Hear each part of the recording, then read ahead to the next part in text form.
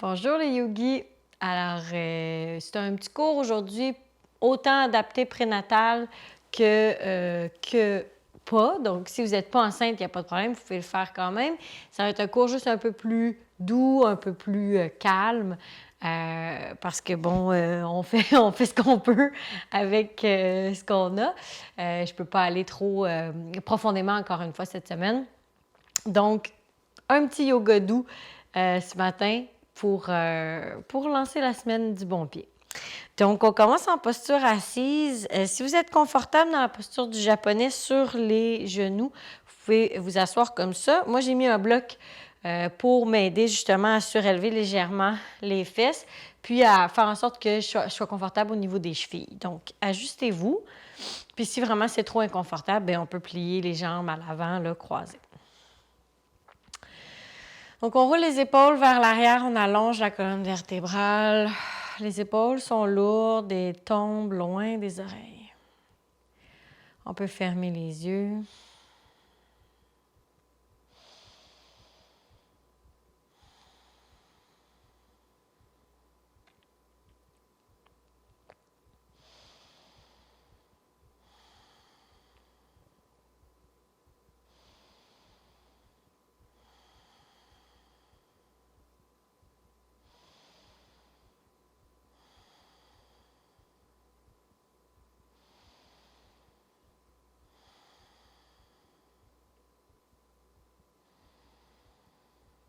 On essaie d'amener le souffle plus au niveau du ventre.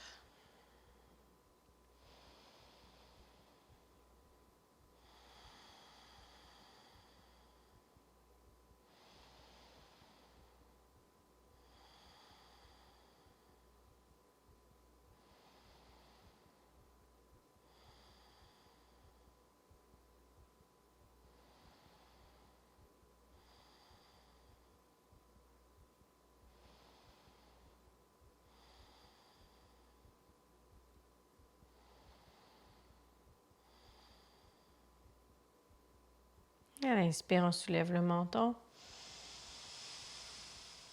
Expire, descend vers la poitrine. On va à la plus grande amplitude possible, on bouge lentement.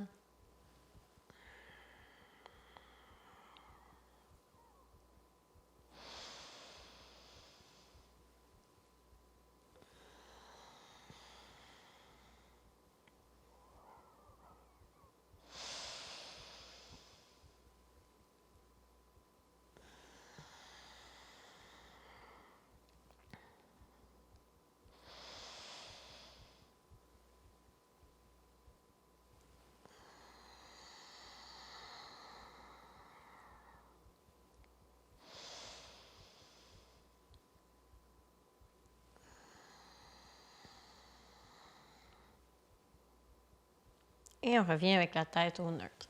3 grands cercles avec les épaules vers l'arrière.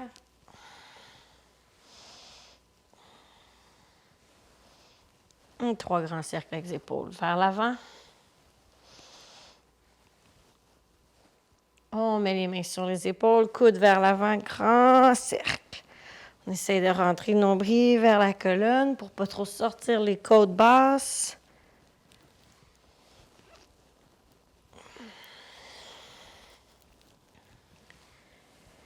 On change de côté de la rotation.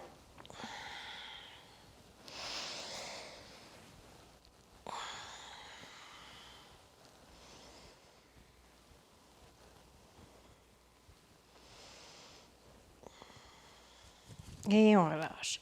On passe la main gauche vers la droite et on tire avec le coude droit ou la main droite sur le coude gauche. On étire l'arrière de l'épaule gauche.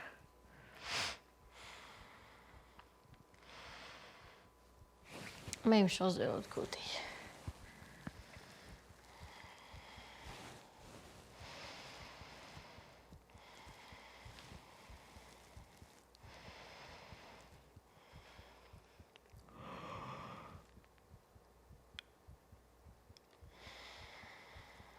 Et on revient au centre. On prend une sangle ou un chandail, des pantalons qui traînent autour pour faire notre étirement des épaules. Si vous n'avez pas de sangle, c'est vraiment pas grave. Vous pouvez même le faire sans la sangle. C'est juste que de le faire avec la sangle, ça permet d'être actif au niveau des bras. Donc, je mets les mains à largeur d'à peu près 2 pieds et demi, 3 pieds. Et à l'inspire, je soulève les mains vers le ciel. Je rentre le nombril vers la colonne pour ne pas trop sortir les côtes basses, encore une fois. Et je dépose mes épaules loin des oreilles. Donc, je ne veux pas compresser ici, créer de la pression. Je veux laisser aller les épaules vers le bas, puis étirer les aisselles comme dans le chien tête en bas. À chaque expiration, peut-être qu'on est capable d'aller amener les mains un peu plus loin derrière.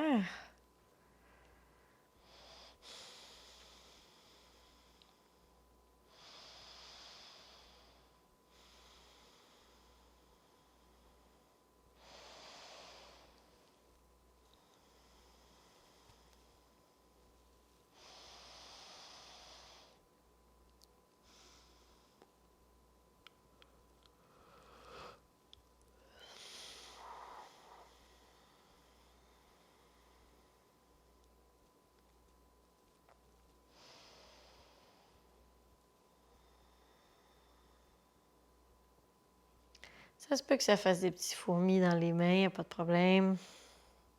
On respire.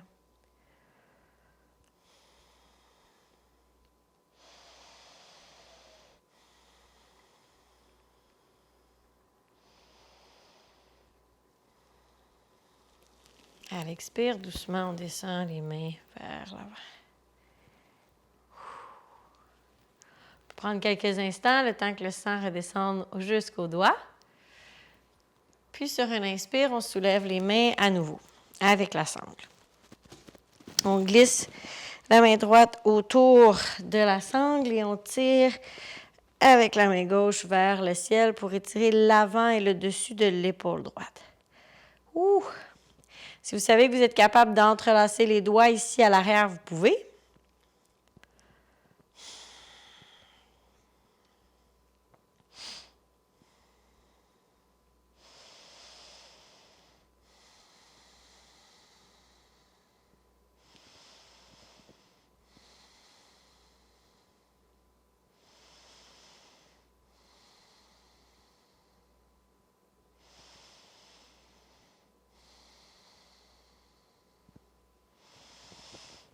Et on relâche ensuite pour aller faire la même chose de l'autre côté.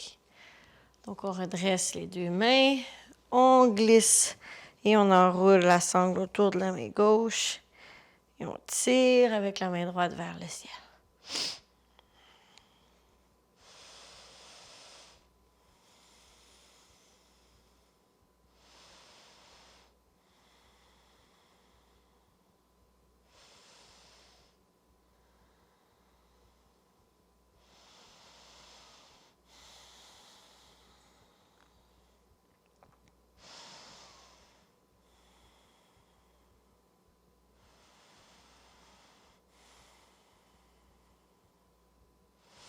Doucement, on relâche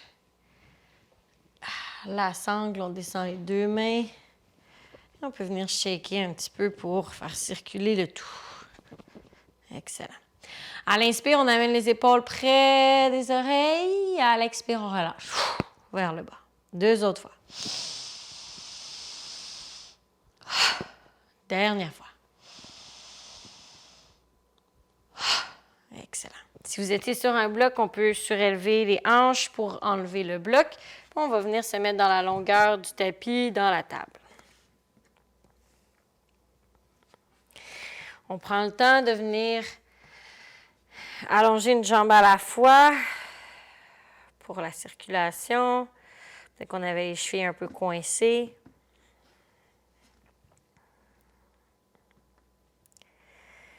Puis on revient dans la table. Genoux largeur des hanches, mains largeur des épaules. Inspire dans la vache. Expire dans le chat. On répète au rythme de la respiration.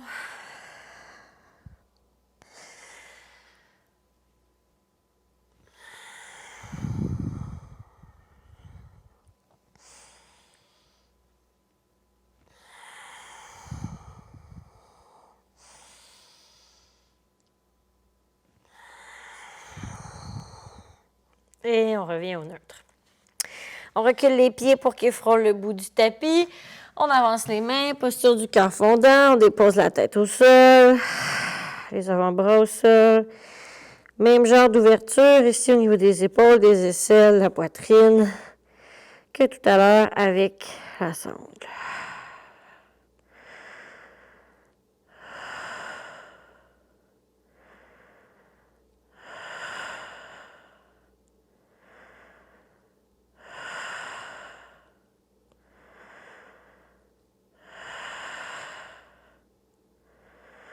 Sur une inspire, on revient vers l'avant. Dans la table. Courbe les 10 orteils dans le sol. On va aller faire la posture intense des orteils. On laisse de la place entre chaque orteil. Chaque orteil doit toucher au tapis. On tasse la chair des fesses, puis on vient s'asseoir sur les talons. Ouh, cette posture-là, peu importe combien de fois on la fait, c'est toujours surprenant. Comment ça tire les orteils puis le fascia plantaire.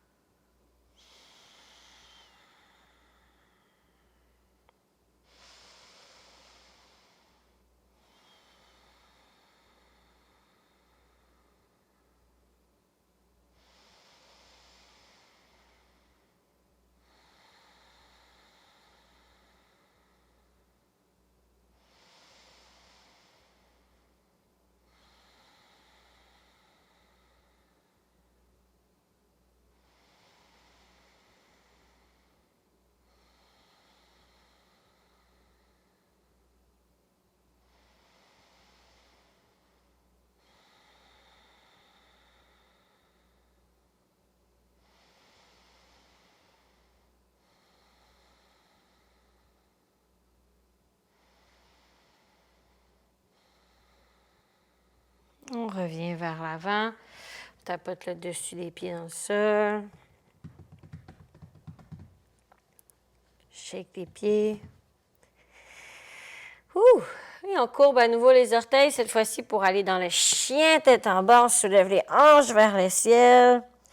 On plie une jambe à la fois pour étirer la jambe opposée.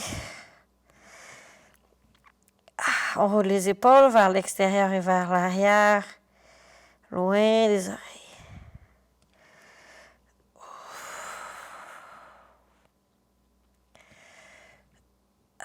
On est dans un chien tête en bas statique. On essaie de déplier les deux jambes le plus possible.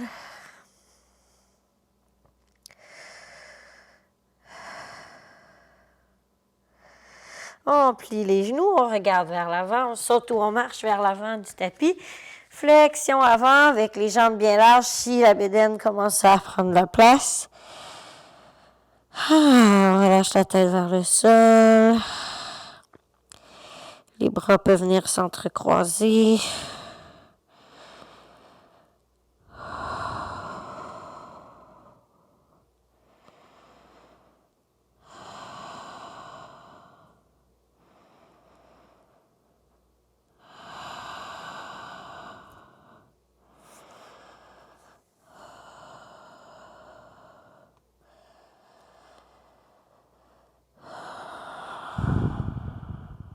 Plie les genoux, inspire, lève mi-chemin, dos long. Expire, relâche. Inspire jusqu'au ciel avec les mains. Les mains au cœur. Posture de la montagne, on prend le temps de s'adapter un petit peu, juste de sentir le bascule du bassin.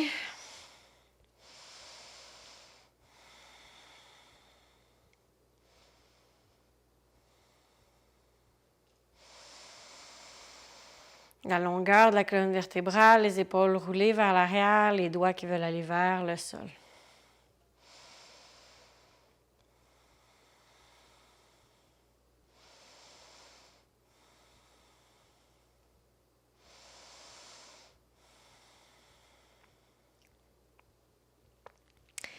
On met le poids sur la jambe gauche, on recule la jambe droite pour un guerrier 1.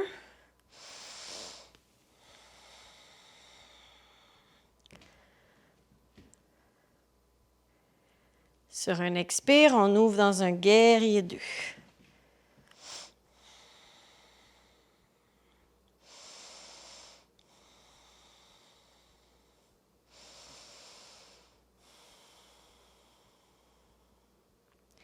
À l'inspire, on déplie la jambe gauche, on amène le pied gauche parallèle au pied droit.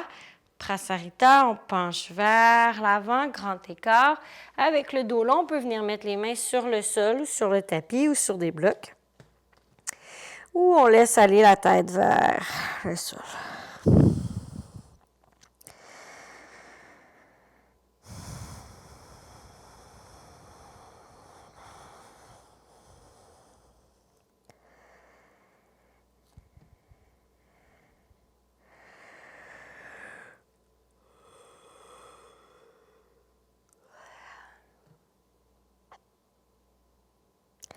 Inspire avec un dos long. Mène les mains sur les hanches et soulève à nouveau. Talon orteil légèrement vers l'intérieur. Plie le genou gauche. Demi-squat, on vient sur la jambe gauche et on allonge la jambe droite, on vient sur le talon droit. Je l'ai fait dans plusieurs de mes cours, j'appelle ça le move du ninja. Ninja! Donc, on vient en équilibre sur le pied gauche. Le talon droit est au sol, les orteils du pied droit sont vers le ciel. Le dos est long. Les mains peuvent venir en posture de prière. Ou si l'équilibre est trop difficile à garder, on peut venir mettre les bouts des doigts au sol.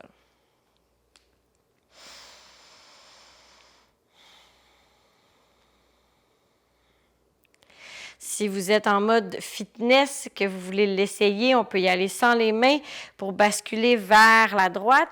Sinon, avec les mains au sol, on marche vers la droite, on vient faire la même chose de l'autre côté. On vient ouvrir la hanche. Petite posture d'équilibre en même temps.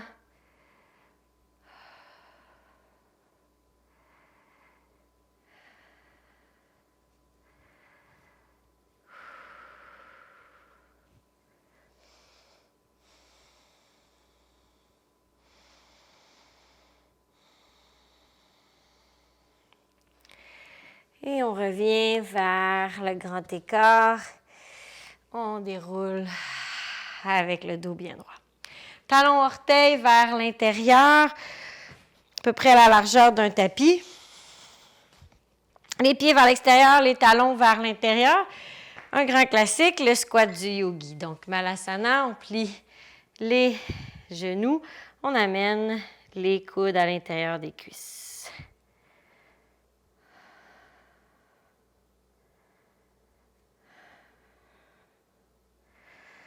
On respire profondément sur place.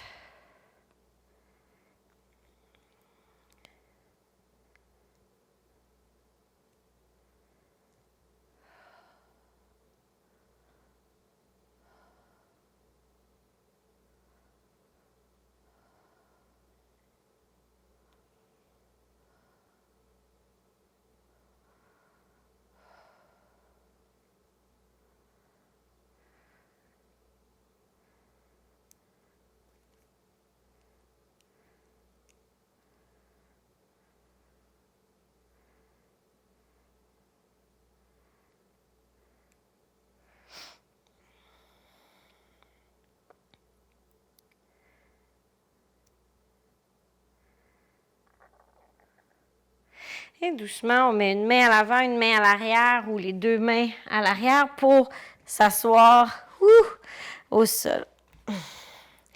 On déplie les jambes, on va les ouvrir bien grandes pour aller travailler encore une fois l'intérieur des hanches. Donc, grand écart à nouveau, cette fois-ci assise au sol. Donc, vous allez voir la différence. On place les mains derrière les hanches. Peut-être qu'on reste ici puis qu'on amène juste légèrement une petite pression vers l'avant. Les genoux et les orteils pointent dans la même direction, donc assurez-vous d'engager les quadriceps pour faciliter ici le travail et protéger l'arrière des jambes. Quand on est trop mou, des fois, on a tendance à aller peut-être un peu trop loin. Donc, si vous engagez le dessus des cuisses, bien, ça va vraiment concentrer l'étirement sur le dessous des cuisses et l'intérieur des hanches. Si vous êtes très flexible, on peut aller amener les mains vers l'avant, marcher les mains vers l'avant et se reposer au sol.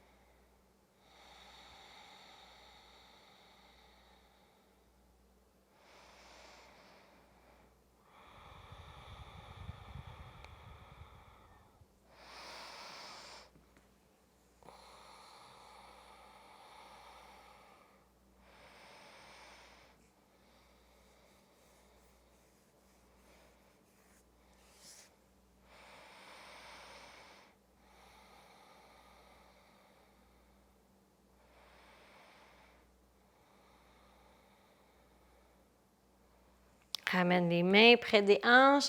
Ramène les pieds ensemble. Ouh! Peut-être un à la fois si ça peut vous aider. Roule sur la fesse gauche. Ramène les deux pieds à l'avant du tapis. Et on se redresse à nouveau à l'avant du tapis. Posture de la table pour aller faire guerrier 1, guerrier 2 de l'autre côté. Posture de la table, excusez. Posture de la montagne. Alors avec les pieds largeur des hanches ou un petit peu plus large. Inspire et recule dans un guerrier 1. Pas trop loin si vous êtes enceinte pour garder l'intégrité au niveau des hanches. J'amène les yeux des hanches qui regardent vers l'avant. Quand mes hanches sont prêtes, je soulève les bras.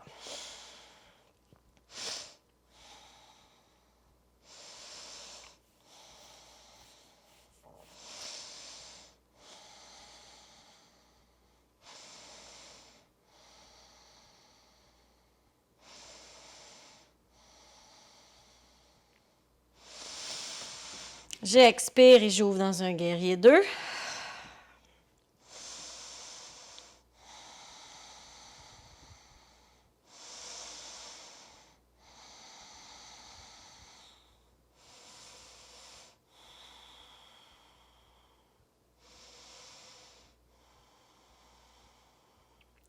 Grand cercle avec les bras, je ramène les deux pieds vers l'avant, les deux mains vers l'avant. Ici, je peux tenter de descendre au sol en faisant la chaise puis en faisant une petite boule. Je ne l'ai pas essayé depuis longtemps. Je vais voir si ma bédaine me le permet. Alors, avec les jambes collées ou les jambes largeur des hanches, on s'en va dans la chaise. On veut toujours pouvoir voir nos orteils dans la chaise. Quelques secondes ici dans la chaise, juste pour renforcer les muscles des fessiers, les muscles soutenant le bassin. Rentre le nombril vers la colonne pour légèrement annuler la courbure dans le bas du dos. On ne veut pas trop sortir les fesses vers l'arrière. Et doucement, on descend en petite boule. On vient sur les orteils, dépose les mains au sol et avec grâce et délicatesse, je viens m'asseoir au sol. Pas si pire quand même. Avec les pieds un peu plus larges que la largeur du tapis, les mains à l'arrière, on vient faire les essuie-glaces avec les genoux pour venir en rotation interne au niveau de la hanche. On a fait beaucoup d'ouverture des hanches en étirant l'intérieur. Là, on va aller tirer l'extérieur en roulant la hanche dans l'autre sens. Ça m'a essoufflé faire la chaise. On change de côté.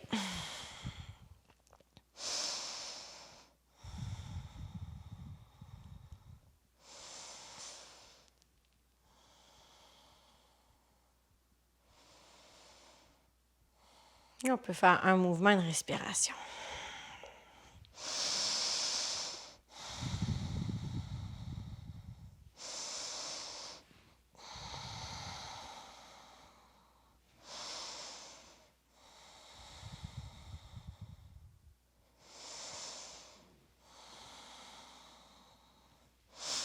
On revient au centre. Si vous êtes enceinte, on roule sur le côté avant d'aller directement sur le dos. Si vous n'êtes pas enceinte, vous pouvez faire un bateau si vous voulez pour vraiment activer les abdominaux. Une fois au sol, on peut continuer de basculer les genoux de gauche à droite, faire un petit massage au bas du dos. On peut venir faire une posture bonbon ou venir faire un beau câlin en amenant les deux genoux vers la poitrine. Personnellement, je vais aller dans la petite torsion complète. Je vais amener mes deux genoux vers la droite, ouvrir mon épaule gauche vers la gauche.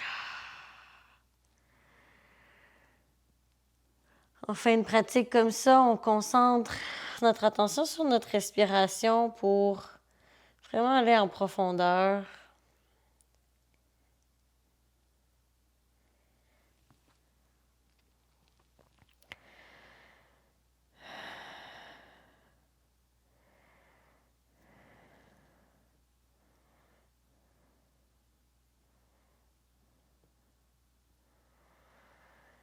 On revient, on change de côté. Si vous aviez choisi une posture bonbon à deux côtés.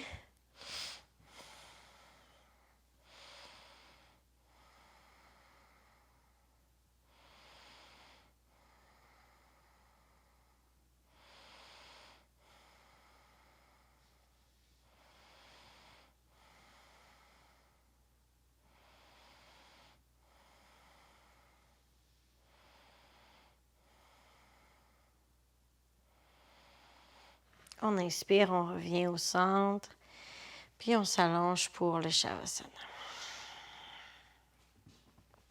Vous pouvez choisir de modifier votre Shavasana, soit avec les pieds plus larges que le tapis, les genoux qui se touchent. Peut-être qu'on veut mettre des coussins sous le corps, peut-être des coussins sous les jambes. Choisissez ce qui vous fait du bien en ce moment, ce qui est confortable pour vous.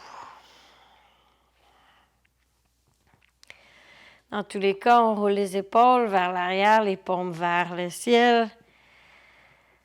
Et on relâche tout le corps dans le sol.